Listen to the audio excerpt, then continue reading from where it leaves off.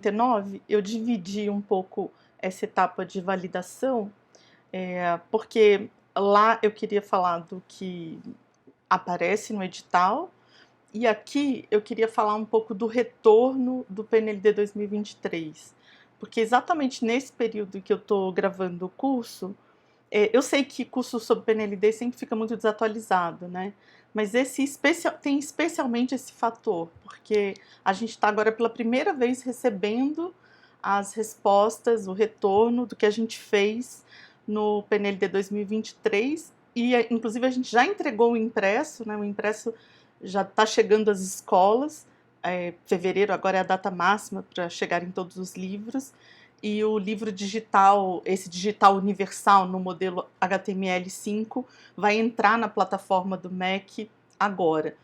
Nós não conhecemos a plataforma do MEC, é um grande mistério. Durante todo esse período, a gente não viu a plataforma do MEC. Então, e também detalhes sobre a plataforma mudaram ao longo do tempo.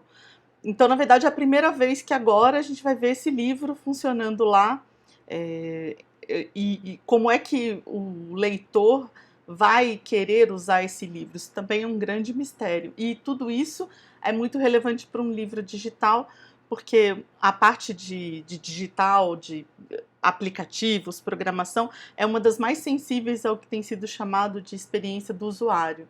Esse usuário vai abrir num monte de equipamento diferente, uns mais atualizados, outros desatualizados, vai abrir em tablets, vai abrir em celulares, enfim. A gente não sabe, né? A gente está caminhando no escuro. E aí, nas diligências, aconteceu uma situação que foi... Bom, já era uma situação esperada, porque todo mundo que viu os livros digitais tomou um susto, né? Eles eram feios, eles eram mal cuidados. Às vezes, eu vi livros que não tinham nem diferença de corpo de fonte. Então, era o mesmo corpo, o mesmo tamanho da fonte para um enunciado, para uma alternativa, para a fonte de uma figura, era tudo com o mesmo tamanho, assim. Era difícil até discernir qual texto era da fonte, qual texto era texto de terceiro, qual texto era texto do autor do livro, assim, coisas horrorosas. A qualidade da imagem muito ruim, porque, obviamente, para fazer rápido, para fazer barato, o mercado fez do jeito que mais convinha a esses fornecedores. E alguns fornecedores foram especialmente relapsos com a qualidade do material. Então tinha coisas como figuras redondas do livro, como um balão de fala, e aí o programa que fez a transformação do PDF em HTML fazia um print desse balão de fala, e aí vinha pedaços, assim, como o balão de fala era redondo e o print é retangular, vinha pedaços de outras figuras ou de outros textos nesse print.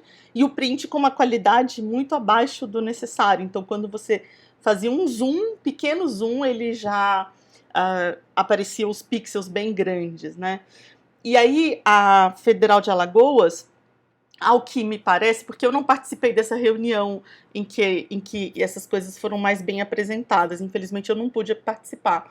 Mas do documento que eu recebi, que eu vou mostrar para vocês, que é um documento da Federal de Alagoas, me parece que nessa conversa entre os validadores lá, os técnicos, né, os profissionais técnicos da Federal de Alagoas e as editoras, ou os fornecedores dessas editoras, quem fez o material, que houve um diálogo e desse diálogo saiu esse documento. E a mim me parece que nesse diálogo a Federal de Alagoas fez exigências nessas diligências. A diligência é um pedido de modificação que o FNDE faz aos editores, né? E aí nós somos obrigados a mudar. E aí parece que muitos fornecedores resolveram contestar esses pedidos. E vários deles tiveram que ser, de fato, modificados. Então, as editoras tiveram que efetivamente realizar, e outros não, porque eles não estavam em edital. E aí, esse documento da Federal de Alagoas, embora ele seja difícil de entender, porque a gente não tem o contexto exato em que se deu a sua elaboração, ele traz algumas indicações que são relevantes. Pelo menos para mim tem sido relevante tentar entendê-lo, ler e tentar entender, porque algumas coisas que me passaram, que eu não tinha atentado até então, me parecem relevantes. No meu caso, a principal teve coisas assim, não tá, o seu cabeçalho não está aparecendo a língua, ou um link não está funcionando, teve coisas desse tipo, mas o que foi mais preocupante foi que eles me pediram, e foi um pedido muito genérico, que também ensejou minha argumentação quanto a eles. Eu entrei lá no sistema deles para abrir um chamado, que eles disseram assim: a leitura do seu livro tem problemas na transformação do texto escrito para o oral. Ponto. Só que eles não diziam onde estavam esses problemas, sabe? Eles ou as suas listas estão com algum problema. Eu acho que vai aparecer aqui o tipo de pedido que eles... Porque eles fizeram uma lista, né, de pedidos de erros, e acho que vai entrar aí o meu. E eles não diziam nada, então era como se dissesse assim: o seu livro tem um erro, ponto, encontre-o, né? E aí você pergunta: onde está o Oli? Porque eu entreguei o livro entendendo que estava tudo certo. Se alguém diz que está errado, a pessoa precisa me dizer o que está errado. Ela não precisa apontar item por item, como fazem no livro impresso. Se isso não for pertinente, ok. Mas precisa efetivamente me dizer o que está errado, e eles não diziam que estava errado. Então eu fiz o que pude, nós nos dividimos aqui, nós os autores, e ouvimos tudo de novo, e aí foram outros ouvidos, né, dos autores, porque no primeiro momento apenas eu tinha feito isso, foi muito bom. Fiz as mudanças que eram possíveis de serem feitas, outras não eram possíveis de serem feitas, né? Como eu disse na aula passada, o NVDA estava lendo saberes como sabers. E aí, se eu tivesse a possibilidade de mudar o texto, eu mudaria o texto, mas não tendo a possibilidade, porque o livro impresso já seguiu, né, e eu não tenho mais como fazer um livro digital diferente do impresso, eu tive que deixar. E aí nem me mandaram o volume 5, então eu tô aqui esperando o volume 5. Isso também tá bem confuso. Veio um pouco de diligência em outubro do ano passado, veio um pouco de diligência agora em janeiro, não sei quando vem a outra diligência, assim... E eu imagino que isso seja porque deve estar infernal trabalhar lá, é claro, né? O meu volume de trabalho é um volume ínfimo. O volume de livros das editoras grandes é infinitamente maior, então nem posso reclamar deles, eles certamente estão fazendo o melhor que podem. E esse documento é do melhor, porque, como eu disse, embora a gente vá lê-lo aqui e algumas coisas possam escapar, agora eu tenho, assim, é muito bom quando a gente tem uma resposta, né? Quando a gente começa a saber como é que o outro está pensando aquilo, e o outro se dispõe, assim, muito generosamente a dividir coisas que ele sabe com você. Isso é do melhor dos mundos. E aí, como eu dizia, um dos itens que foi esse de o NVDA está lendo errado, uma das coisas que eu acabei revendo, aí eu fui reler o edital, aí eu fui reler as minhas anotações, e eu percebi que aquela etiqueta ABBR eu tinha completamente ignorado. Eu não tinha, assim, não estava me importando com aquela etiqueta. E eu tive a expectativa, num primeiro momento, de que logo que eu soube, puxa, eu não usei a etiqueta, será que é isso que está dando errado na leitura do NVDA? Será que é isso que eles estão marcando? Tentando, né, especular para responder à diligência. E aí eu acabei me dando conta que eu não tinha usado essa etiqueta. Essa etiqueta está citada no edital, como eu mostrei na aula anterior, e eu não tinha usado. Só que quando eu fui usar com a expectativa de que ela fosse corrigir a leitura do NVDA.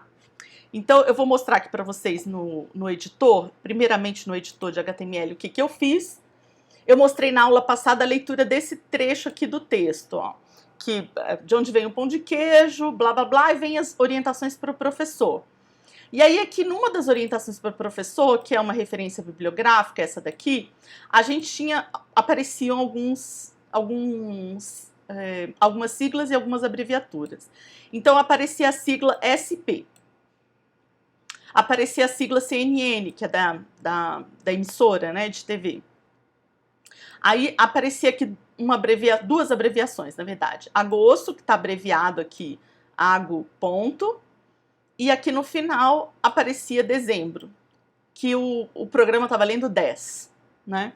Então, agosto e dezembro, duas abreviações e duas siglas. Então, eu fui lá usar a etiqueta ABBR. Não é nada difícil usar a etiqueta. Ó. Você abre a etiqueta, inclusive você pode usá-la só a etiqueta, como está aqui, ó, ABBR, e fecha ABBR. Você está apenas atribuindo um sentido, né, para isso daqui, que isso daqui é uma abreviação ou uma sigla. Mas essa etiqueta também tem um atributo, que é esse title, que eu traduziria por título, embora não sei se ele é exatamente um título.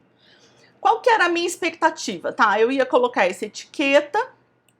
E essa etiqueta tem que fechar, tá? Ela é uma das que abre e fecha. Eu pensei assim, eu vou colocar essa etiqueta, vou colocar o title São Paulo.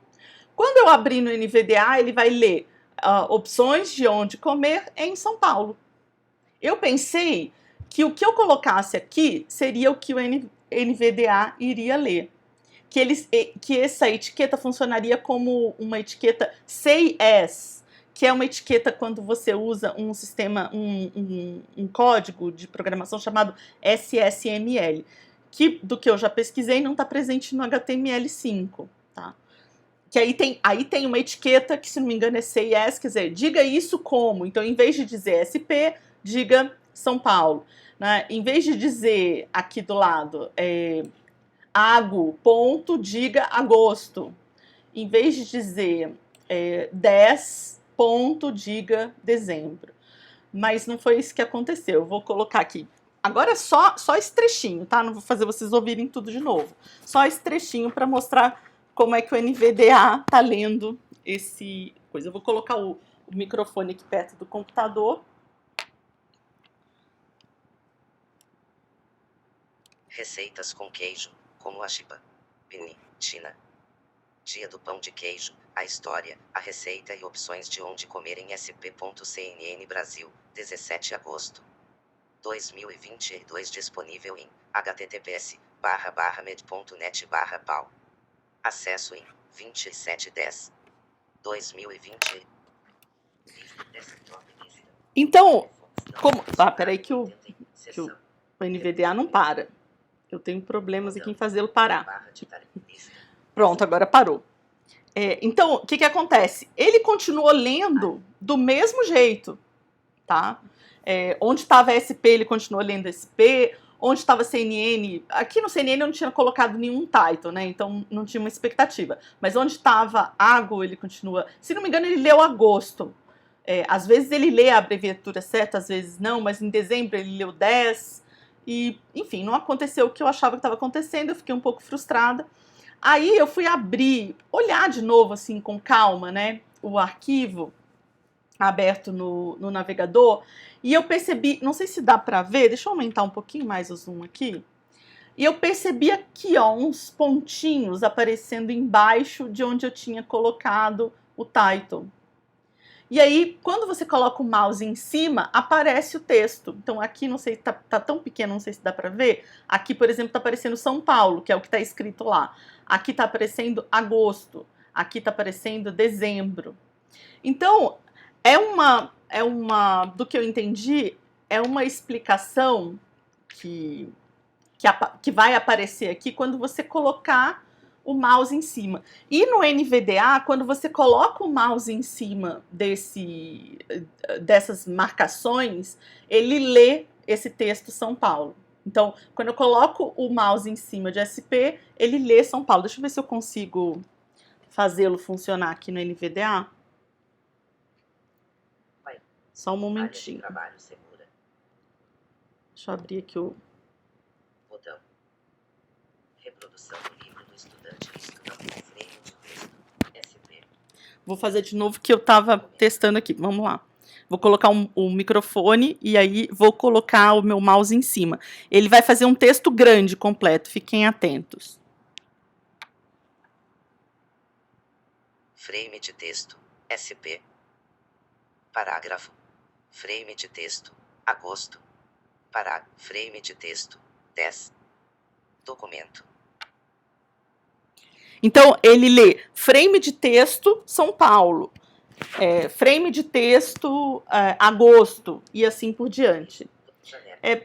Isso Botão. de alguma forma, sei lá, você pode pensar assim, então tá resolvido. Eu acho que ainda não tá resolvido, assim. Eu acho que eu atendi, eu fiz, né, usei a etiqueta ABBR em todas as partes para atender o edital, eu devolvi a diligência com o máximo, né, de correções que eu consegui fazer, tentando atender a todos os pedidos da Federal de Alagoas, mas para mim ainda não tá bom, né? Porque vamos pensar, o leitor cego tá lendo, ele precisa encontrar isso, ele precisa usar. Dificilmente o leitor cego vai ficar usando o mouse. O mouse não tem muita função para ele, não tem muito sentido para ele, né? Então ele vai usar as teclas de atalho do teclado. E aí ele vai ter que ficar encontrando esses frames, ou seja, ele está lendo o texto e aí ele vai ter que parar e procurar. Não sei, me pareceu que é uma informação que está ali e faz a gente pensar que está resolvido e não está resolvido. Mas eu também não tenho outra saída, assim, eu não tenho uma solução agora para pensar. Mas é uma coisa que eu adoraria pensar e entender mais para poder atuar de maneira mais correta. E aí, antes de a gente ler o documento, queria dizer uma coisa, que esse exemplo da etiqueta ABBR é um exemplo que nos mostra como a etapa do original é importante. Porque aí, quando eu tive que etiquetar todo o meu conteúdo, todas as siglas, eu tive que ler tudo de novo o texto. Eu li o livro inteiro de novo para ir encontrando todas as siglas. Então eu colocava aqui a minha tablet do lado do meu computador, ia passando a tela e lendo o texto, encontrando as siglas, encontrando as abreviaturas. Aí aqui na tela do computador eu ia etiquetando com essa etiqueta ABBR. Eu fiquei pensando, isso está um processo bem burro. Como é que posso deixá-lo mais inteligente? Então lá na etapa do original, eu pretendo na próxima produção já marcar as siglas e as abreviaturas com aquele highlight do Word verde, vermelho, alguma cor bem forte, para que quando eu estiver fazendo a edição do HTML, eu possa abrir esse arquivo Word aqui do lado na tablet e passando esse arquivo. E aí, onde houver essa marcação, eu na edição de HTML vou colocar a etiqueta BBR. Porque sigla é uma coisa que você não consegue encontrar usando as teclas de busca. Claro, em geografia, por exemplo, IBGE é uma sigla que a gente usa muito, PIB é uma sigla que a gente usa muito, em história, IFAM é uma sigla que você usa bastante. Tem algumas siglas que você pode fazer na busca e encontrar, mas, por exemplo, as siglas de unidades federativas, você não vai ficar digitando 27 siglas para encontrar o que tem no seu documento, né? Então, eu fiquei pensando que o momento em que a gente está escrevendo o texto ou editando o texto é o momento mais apropriado para marcar essas siglas. E aí, na etapa de edição, a gente se beneficia dessa marcação previamente feita. Tá? E aí, vamos, enfim, ao documento, né? Então, eu vou deixar o documento na pasta para vocês lerem, porque eu estou entendendo que, embora quem tenha recebido esse documento sejam os participantes, as editoras que participaram do PNL de 2023, que não tem nenhum segredo aqui, porque não tem o nome de ninguém é identificado, então eu estou entendendo que não há nenhum problema em que esse documento circule, né? E eles dizem, orientação para solicitação de reconsideração e justificativa de eventual não cumprimento das diligências de acessibilidade. Então, nesse contexto, eles fizeram esse documento para que quando os editores, solicite reconsideração de alguma diligência, que a gente use as informações que estão aqui, né? Então, vamos lá para a primeira. Olha o link deles não funcionando. Que pena, hein? O deles também não funciona. Então, o primeiro... Deixa eu colocar na largura aqui para ficar mais visível para vocês, mais legível. Orientações sobre eventuais reconsiderações e explicações da manutenção da exigência das diligências. Então, uma das coisas que eles estão dizendo retomando, né? Retomando o edital. A validação automática foi baseada no WCAG 2.1, a fim de verificar se a obra atende ao item 1.2 do anexo do edital. Como critério de acessibilidade, deverá ser usada a referência WCAG 2.1. Então, o que eles estão dizendo? Nós temos que observar se os pedidos de diligências que eles estão fazendo estão contidos aqui nesse critério geral, né, nessa orientação. Porque se estão contidos, então eles têm o direito de solicitar, né, a demanda, a modificação que eles estão solicitando. Diligências com indicação de código de falha no cumprimento e detalhamento insuficiente da falha. As editoras devem cumprir integralmente as indicações de correções da diligência, exceto os casos contemplados nas considerações a seguir deste documento. Então, aqui, lá para frente, eles vão dizer que eles tiveram que criar esses códigos de erro. Os códigos de erro costumam vir nos editais, mas os códigos de erros dos editais não estão completos para... Aqui, ó. Os códigos de não conformidade, né? Então, o edital não estava completo quanto a esses códigos de não conformidade para acessibilidade. E aí eles tiveram que criar. Então, é isso que eles estão dizendo aqui, né? Os itens de não conformidade não estão como no anexo do edital, assim como acontece nas etapas de triagem. Entretanto, por compreender que facilita a checagem, os códigos de exclusão elaborados pelo FAO foram criados com base nos itens de acessibilidade do edital, os quais são baseados em diretrizes internacionais. E aí vem os códigos. Isso é muito relevante para nós, porque agora a gente pode usar os códigos para fazer checagem do nosso material antes de mandar. Então, validação automática, obra em desacordo com as diretrizes de acessibilidade. Utilizar validador de acessibilidade Lighthouse das ferramentas do desenvolvedor no navegador Chrome, com base no relatório gerado, apontar as tags, os locais, as justificativas e sugestões para correção. Então, olha, isso aqui funciona super bacana como uma espécie de checklist, né? Estrutura. Esse daqui é o código que apareceu para mim. As listas não apresentam uma ordem lógica no texto. Verificar as listas dos sumários para que sejam coerentes com o número de itens dentro do capítulo. Isso para mim ainda é um mistério. Eu pedi explicações para eles, mas não vieram as explicações. Eu não sei exatamente o que eles acham que não está ordem lógica no texto. E uma das coisas é que essas listas do sumário, por exemplo, elas são feitas com base naquele documento da RNP. E aquele documento da RNP, retomem aí na aula de edição, acho que é a terceira aula de edição do HTML, eles dizem pra gente como é que a gente tem que dividir aquele sumário. Então, eles têm a lista, tem 2 itens, depois tem um item que é composto de 5 itens. Eu não sei se é isso que eles estão entendendo como uma ordem, que está faltando uma ordem lógica no texto. Eles também não responderam, mas eu fiquei pensando que pode ser por aí, né? Os níveis de título não apresentam uma ordem lógica no texto. Verificar a hierarquia dos títulos. Não deve haver itens de uma lista fora dela, ou listas de um item que deveriam compor uma lista maior. Entre os títulos não deve haver saltos superiores a um nível, H2 para H4.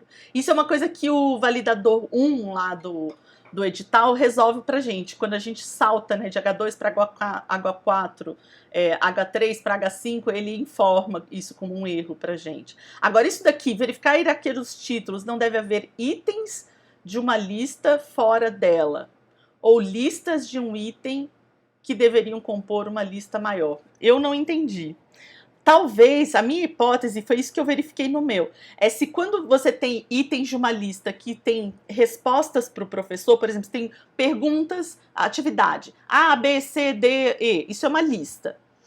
Depois da A vem a resposta para o professor, depois da B vem a resposta para o professor. Na aula de edição de HTML, eu mostrei para vocês que quando isso acontece, o InDesign separa esses itens, ele bota uma lista só de um item, que é o A, uma lista só de um item, que é o B, uma lista só de um item, que é o C, e a gente precisa editar isso. Porque essa resposta para o professor precisa estar dentro dessa lista. Então, o item A, por exemplo, você vai colocar, abre a etiqueta LI, coloca embaixo P, classe, parará, item A, parará, parará, parará. Depois abre outra linha, P, e coloca lá classe resposta, e coloca a resposta. Depois fecha o LI. Então, aquele item vai ser considerado um único item, mas ele tem 2 parágrafos. Eu não sei se é isso que eles estavam dizendo. Então, o que eu fiz? Eu fui lá e verifiquei todo o meu livro se isso estava acontecendo, se tinha alguma lista que o InDesign tinha separado, né, e fragmentado a lista, porque aí perde o sentido ser lista por conta das respostas por professor. Mas eu, francamente, não recebi resposta, então eu não sei se é isso mesmo, né? As seções não apresentam uma ordem lógica no texto. Verificar se o NVDA fala a palavra seção durante a navegação das mesmas. O meu, ele sempre fala seção, e eu fiquei sem saber se falar seção é ruim ou bom, tá? A ordem de leitura estabelecida no código do documento está em desacordo com a ordem de leitura visual do conteúdo. Verificar a ordenação do conteúdo conforme apresentado no índice. Coerência da sequência da ordem de leitura visual versus ordem de leitura do NVDA. Eu não recebi esse item nas minhas diligências, mas eu, na minha tentativa assim, de ficar pensando que pode ter dado errado, né? Eu fiquei pensando que pode ter acontecido de alguém trazer um conteúdo, né, do InDesign, em que você tem uma ordem do elemento, né, ligada à apresentação visual, mas quando o NVDA vai ler isso, porque o NVDA lê tudo, porque o HTML é sempre linear, e obviamente o NVDA também vai ler linearmente. Se vai ler linearmente, precisa ter uma ordem, né, de onde começa para onde vai. E aí pode ser que, como se privilegiou o visual e não a ordem de leitura, isso pode ter dado errado. Mas é uma suposição minha, né? A estrutura de numeração de página em desacordo com as especificações do edital. O número da página deve estar sozinho em parágrafo e no início da página. Eu não falei nada sobre isso, porque eu entreguei a folha CSS para vocês pronta com isso já resolvido, mas funciona assim. O número da página tem que estar lá num parágrafo, como eles estão dizendo aqui. E este parágrafo tem que ter uma especificação que faz com que quando você vai imprimir, ou quando você vai gerar um PDF ou imprimir essa página web, ali vai ter uma quebra de página. Então, num dos itens lá da folha CSS, a classe que foi usada para marcar o número de página, ela tem uma informação de que o item anterior a ela está em outra página. Então, quando você gera um PDF desse arquivo, ele separa, ele rompe a página, né? Ele quebra a página ali no número de página. Isso é uma exigência do edital, tá? Como eu não falei nada sobre folha CSS, isso não apareceu no curso, né? Os links não estão acessíveis. Os links devem estar devidamente escritos e remeter ao local que se propõe, tá? Os links aqui são os links não é link da internet, é o link de dentro do livro. Aqueles links, quando você quer, por exemplo, que o sumário, você clique ali e entre no arquivo do livro. Você clica ali tá escrito lista de créditos e abre o arquivo onde está a lista de créditos. É esse tipo de link, tá? Então, isso aconteceu muito comigo, os links não acessíveis. Glossário em desacordo com as especificações do edital. Inspecionar as tags DL, DT e DD. A palavra glossariada deve ser linkada ao termo e sua definição. Eu não uso glossário em livro didático. Para mim, glossário é um erro de edição. Então, não uso, por isso que nem apareceu glossário, nem as etiquetas de glossário no meu curso. Eu acho que se você precisa de um glossário, você tem que rever o seu texto, porque a explicação tem que estar dentro do seu texto. Essa mania de livro didático, de querer ser o dicionário, é ridículo, porque se uma escola não tem dicionário, é um problema grave que funcionar uma escola sem dicionário. Eu acho difícil que isso aconteça, porque de tempos em tempos o FNDE manda dicionários para as escolas. Então, não tem razão para ter glossário dentro do livro, mas se tiver, tem que usar as etiquetas adequadas, e isso é uma coisa que tem que estar marcado lá no original, porque o editor de HTML, ele dificilmente vai ficar lendo o seu texto para saber que aquilo é um glossário ou não é um glossário. Ele vai tratar aquele parágrafo como qualquer outro parágrafo. Então, se você tem glossário no seu livro, ele tem que estar sinalizado lá como glossário no original, para que na edição de HTML sejam usadas as etiquetas corretas. Eu, francamente, nem sei usar. Nem quis aprender no curso de HTML que eu fiz lá no Booknando, porque eu sou completamente contra glossário. Aí, nota de rodapé. Nota de rodapé também é outra coisa super complicada em livro didático, mas eventualmente no manual do professor a gente usa, né? E aí, as notas de rodapé tem que ter link, ida e volta. Então, você está lá no texto, você clicou, vai para a nota de rodapé. Aqui na nota de rodapé tem que ter um link para você voltar para o texto onde você estava, né? Exatamente como nos anexos Acho que a gente fez um de anexo que era assim, dizia assim, na página 15, recorte, tarará. Aí na página 15 tinha um link, ia para a página 15. Lá na página 15 tinha escrito, esse material é para ser usado na página 10. E aí clicava na página 10 e voltava para a página 10. Tem que ter isso, né? É isso que eles estão falando de duas direções, tá? Do índice da nota à nota e de volta ao índice. Podem ser inseridas no final da sessão ou subseção atual ou ainda inseridas no final do capítulo. Então, diferentemente do livro impresso, você tem mais opção no livro digital, né? Porque como você tem esse link, geralmente no livro impresso em didáticos, a nota de rodapé está no fim da página. Mas aqui no livro digital, isso pode estar lá no final do capítulo. Pode estar lá junto da lista de créditos no final do livro. A ausência de descrições de imagens e objetos complexos, isso daqui, olha, eles colocaram em caixa alta, gente, isso aqui é o básico do básico do básico de acessibilidade, né? Que os textos não verbais estejam descritos verbalmente. Então, todas as imagens devem estar etiquetadas, conferir presença, ausência e coerência de audiodescrição nas imagens e objetos complexos. Imagens meramente ilustrativas, relativas ao design e não ao conteúdo, não devem ser descritas. Sua descrição deve resumir-se à expressão imagem decorativa. Isso está no edital também. Então, não deveria ter dúvida quanto a isso. Há conteúdos, elementos não acessíveis no corpo do texto. A posição dos elementos.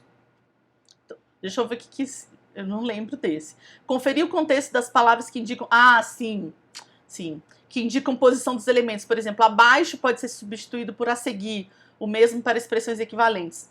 Por exemplo, você fez o livro com colunas. O meu livro, por exemplo, de projetos, às vezes ele tem colunas. Aí imagine que eu coloco assim, ao lado, veja ao lado a figura. Ou veja ao lado o mapa. Só que quando a pessoa abre no celular, isso não vai estar em colunas. Porque no celular é um abaixo do outro. Inclusive, a minha folha CSS já está programada para isso. Para que no celular abra um abaixo do outro. E aí, esse mapa não vai estar ao lado. Ele vai estar abaixo. Eu não posso substituir. Não tem como eu fazer um texto que, ao abrir no computador, apareça a palavra ao lado. Ao abrir no celular, não existe essa... Quer dizer, eu acho que não existe. Eu não sei como funcionaria. Talvez exista, não sei. Mas não conheço solução. A melhor solução, então, que eles estão dizendo é usar a seguir. Tá? Porque, ou achar outra forma de escrever, que o livro da figura tal, às vezes no ensino médio a gente usa remissão, né? Numera as figuras e aí escreve no texto. O mapa da figura 3 indica blá blá blá. Aí o leitor vai atrás da figura 3. Essa é outra solução. Mas não pode indicar a posição porque você não sabe em que posição vai estar, né? Há conteúdos e elementos não acessíveis no corpo do texto. Exercícios do tipo caça-palavras. Verificar se exercícios do tipo caça-palavras e outros são acessíveis. Se não estiverem acessíveis, verificar se há link para o mesmo exercício de forma acessível. Isso daqui, em algum momento desse documento, eles voltam atrás. Porque eles percebem que no edital está escrito que existem atividades que são tipicamente atividades de livro impresso. Eu, por exemplo, no meu livro de projetos que foi aprovado no PNL de 2023, a gente tem pop-up. Não tem como fazer pop-up, quer dizer, eu não sei como fazer pop-up em livro digital. Se tiver algum jeito, é com um script bem difícil. E aí a gente não tinha como fazer uma adaptação. E o MEC autorizou isso. Nas reuniões ficou claro que o que era tipicamente de livro impresso não seria para o digital. Aí, em algum momento, a UFAO lá na Federal disse, ok, nós entendemos, mas existem scripts para que, por exemplo, o caça-palavras possa acontecer no ambiente digital. Se não me engano, no caso do caça-palavras, seria aquele de circular, né, que você marca os elementos e os elementos ficam em destaque. Acontece que você pode até usar esse script no seu livro digital, mas você tem que pensar que lá na escola, o professor não vai ter acesso a isso que o aluno está fazendo.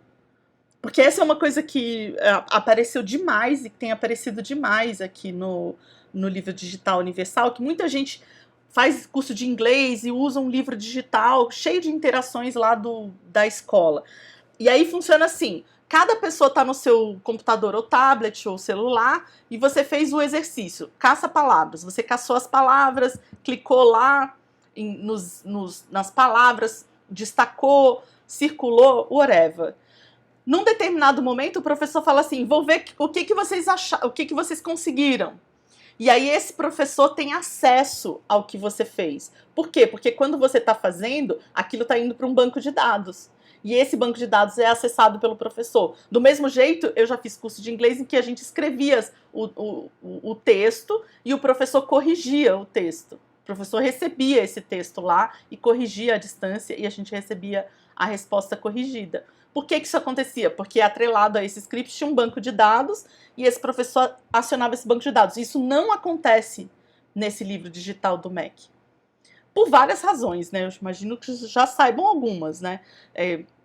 Você teria que ter essa tecnologia acessível a todas as escolas. A gente está falando de um livro offline, tá?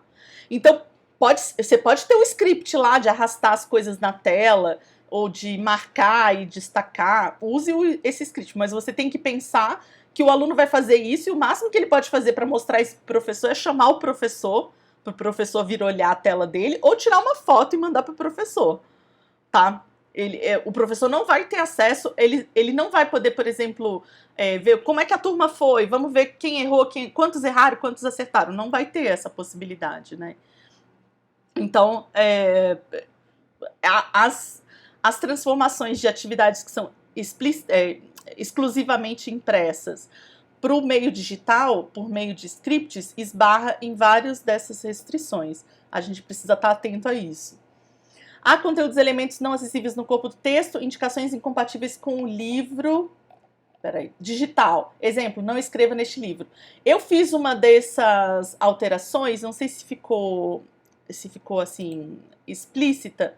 Deixa-me ver aqui, tem um momento aqui que eu peço para o aluno ler no livro impresso. Deixa eu... Aqui, ó. Já tem uma aqui. Ó, desenhe no livro impresso um alimento parecido com este que você coma com frequência. Lá no original, se vocês voltarem lá no original, tá escrito assim: desenhe no espaço a seguir um alimento, no espaço ao lado, um alimento parecido com este que você coma com frequência. Que é um comando bom para o livro impresso. Mas no digital, esse desenho não vai ser feito aqui. Eu não vou abrir uma tela aqui com um monte de pincel e coisas e tal, como acontece, por exemplo, nessas telas em branco digitais que a gente usa na aula online. Não vai ter isso aqui. Então não faz sentido eu criar uma expectativa de que esse desenho vai acontecer aqui no livro digital. Esse desenho vai acontecer no livro impresso. E a gente tem que lembrar que esse material aqui é o material digital de uma coleção impressa. Ele está atrelado a uma coleção impressa. Se alguém está usando esse material digital sem o livro impresso, não é o nosso público, o nosso principal público. E aí, se a pessoa não tem o livro impresso, ok, ela vai fazer num pedaço de papel. O professor vai dizer, pega um pedaço de papel e pega o seu caderno e faça esse desenho. O que seja. Mas a gente precisa mudar a formulação, porque senão você escreve desenha no espaço ao lado ou no espaço a seguir e não tem o espaço. E aí isso cria uma situação que a criança fala, ué, onde que eu desenho, né? Depois aqui, ó, tem outra situação. Propomos que vocês pesquisem como o polvilho é feito e anotem no livro impresso o que descobrirem para compartilhar com os colegas. Lá no livro impresso tem um espaço. Tem uma parte da página para fazer essa anotação. Eu não trouxe essa parte da página para cá. Era até uma ilustração, mas eu não trouxe. Porque ele não vai anotar aqui no livro digital. Aqui no livro digital não vai abrir um formulário aqui que ele preencha e depois isso vá para o professor. Não vai ter. Porque eu poderia até fazer, eu sei fazer o formulário, abrir aqui o formulário. Mas ele vai digitar aqui e não vai poder mandar para ninguém. E não vai poder salvar, e não vai poder fazer nada com isso. Então não faz sentido ter esse espaço aqui. Por isso que eu mudei o comando. Anotem no livro impresso.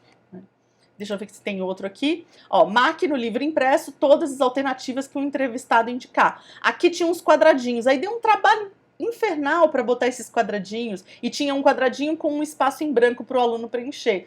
Eu mudei porque ficou tão difícil fazer esse quadradinho. Eu falei, para que eu estou fazendo esse quadradinho? Que burrice a minha. E resolvi deixar simples, né? Esses aqui são itens.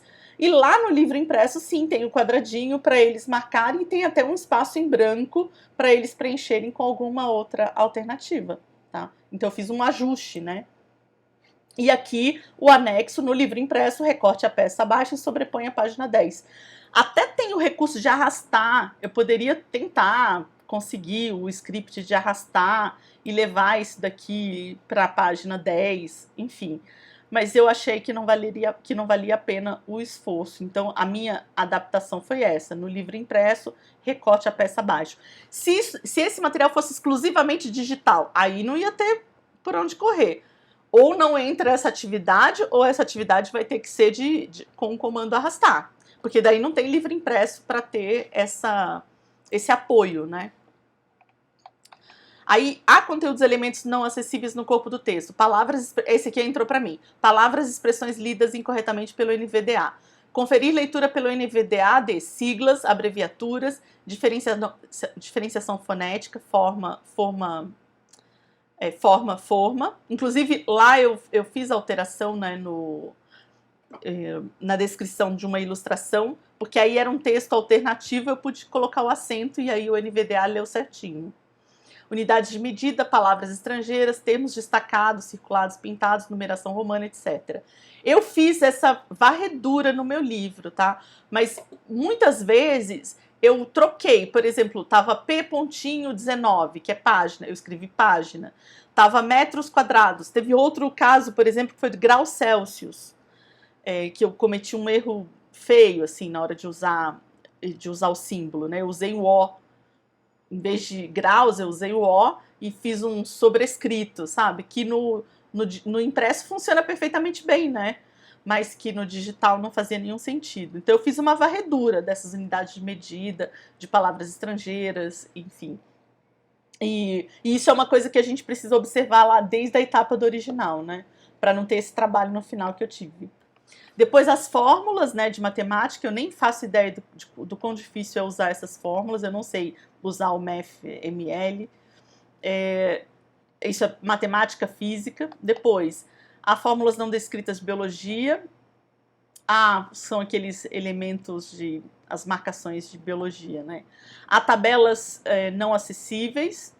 Ao caminhar com o leitor de telas em qualquer linha da tabela, deve ser sinalizado o título da coluna do topo. As minhas tabelas acontecem isso. Inclusive, é chatíssimo de lê-las.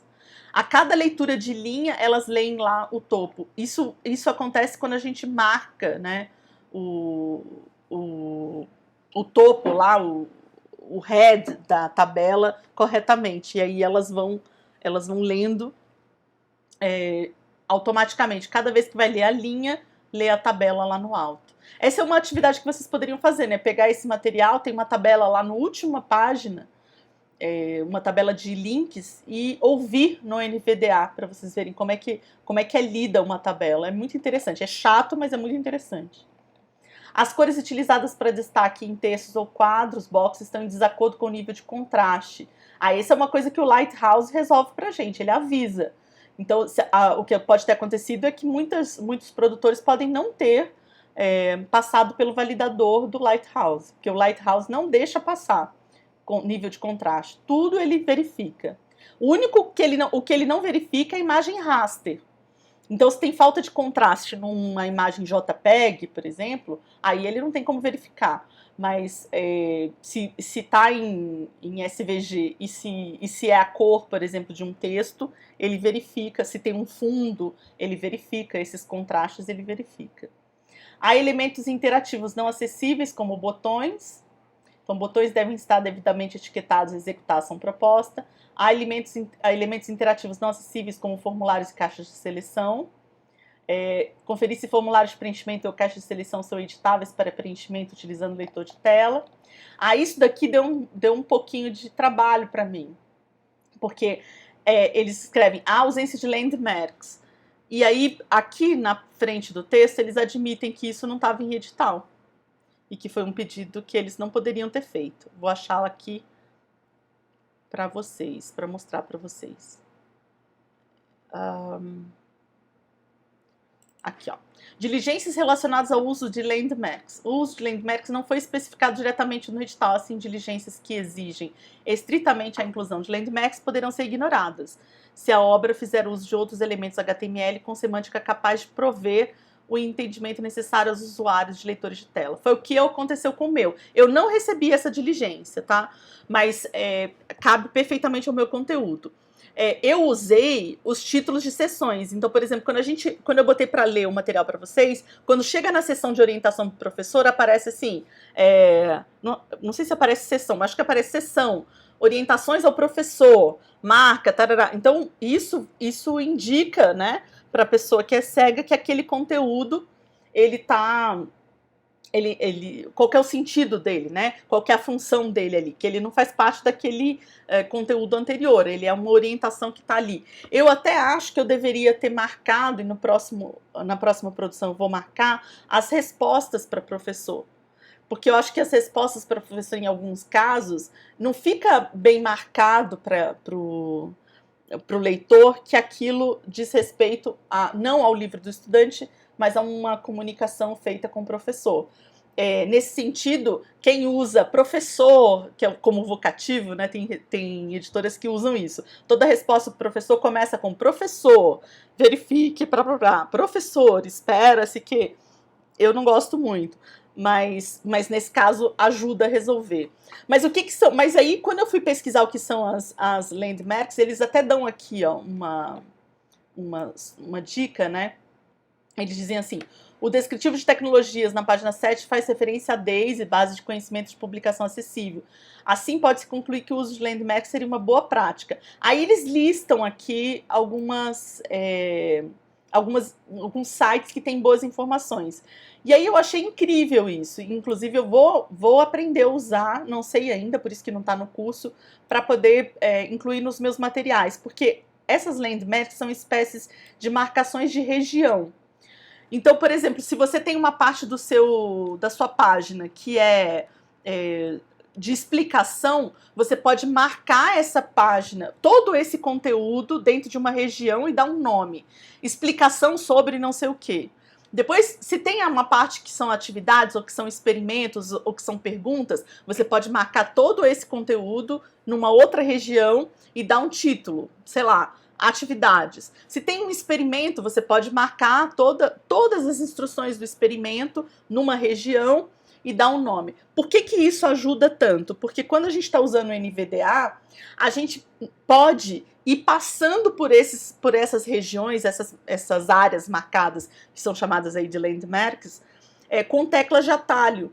Então, se, por exemplo, você lê o livro, você quer achar agora só as instruções para o experimento, você vai com as teclas de atalho, e as teclas de atalho vão te dizendo explicação sobre não sei o que, atividade, experimentos. Aí você achou o experimento, aí você para naquele experimento e começa a ler o livro a partir dali. Então, isso dá uma agilidade na leitura. Hoje, por exemplo, para ler o texto com vocês, às vezes eu tenho que ficar passando com a setinha para baixo para pegar o ponto exato onde eu quero que o NVDA comece a ler aquele texto. Se eu tivesse feito a marcação, seria muito mais fácil encontrar essa informação no texto. Então, isso não é uma coisa que eles ainda possam exigir, mas certamente no PNLD 2025 vai ter lá um item dizendo que a gente precisa usar. E é uma prática muito boa, né? É uma prática que vale a pena a gente incorporar. Deixa eu voltar aqui. Opa. Palavras e expressões estão acessíveis, botões. Aqui, ausência de landmarks. Aí outros problemas encontrados. Descrever outras dificuldades que possam ter ocorrido, que não foram abordadas no checklist. Aí é tudo que é, enfim, que é menos volumoso, eu imagino, eles colocaram aqui. Então, eu vou colocar aqui numa página inteira para mostrar. Essa lista é uma excelente lista de checklist do material, para a gente ver se o material está todo bem armazenado. E tem uma outra parte aqui que eles fazem uma defesa do HTML5, tá? Porque isso também deu bastante confusão no PNLD 2023, né? Porque, deixa eu ver se eu acho aqui. Porque o HTML5, e eu acho que em algum dos vídeos eu falei assim, ficou dúbio se a gente tinha que entregar HTML5 ou em XHTML, realmente estava muito dúbio. Mas aqui eles fazem uma defesa, eles apresentam a justificativa deles de por que eles exigiram HTML, porque quem entregou, e teve bastante fornecedor que entregou em XHTML, e alegou que o documento da RNP deixava. E aí eles fazem toda uma argumentação aqui, sugiro ler, que é bem interessante para entender. Foi aqui que eu entendi, de fato, o que é o XHTML, embora tivesse pesquisado bastante. E aí eles explicam, né, por que é que não vão aceitar XHTML. Eles também argumentam que o documento da RNP não fala em entregar em XHTML, embora eu já tenha mostrado para vocês que o primeiro documento falava assim. Eu só não consegui encontrá-lo aqui nos meus arquivos, mas o primeiro documento dizia que a gente podia entregar num formato ou no outro, e eu acho até que fazia exigências de que entregasse em XHTML. Mas isso eu não tenho certeza, porque eu fiquei desesperada. Eu já estava com os meus arquivos quase prontos quando saiu isso e eu tive que fazer mudanças, né, nos meus arquivos. Aí eles fazem uma defesa do HTML5, assim. Então e isso é muito interessante para quem, como eu, está começando a entender toda essa área de livro digital, porque tem um monte de informação relevante aqui, eu aprendi muita coisa. Por exemplo, eles fazem uma defesa do uso dos arquivos em SVG. Eu tenho transformado os arquivos que são vetoriais em imagem, em raster. E achei a defesa deles muito inteligente, tenho pensado muito na próxima produção, em vez de usar raster, transformar do AI para o SVG, né? E usar os arquivos vetoriais em SVG.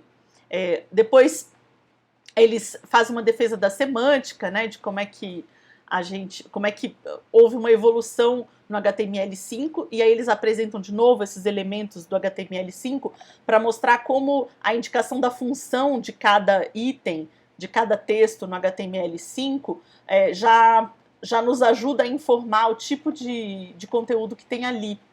Isso é muito bacana. Eles reuniram coisas que demorariam, a gente teria que ler muitos documentos, boa parte deles em inglês para entender, e aí eles dividiram com a gente, né, compartilharam com a gente coisas que eu não conhecia, que ainda não conheço, mas que agora tem um norte assim para começar a estudar. Muito bom. Eu aconselho firmemente que vocês leiam, são 19 páginas, não é muito longo, e vai oferecer a vocês mais confiança aí para trabalhar com o livro digital. Essa aula ficou, então, para olhar para esse documento, né, para olhar para as respostas das diligências que a gente teve.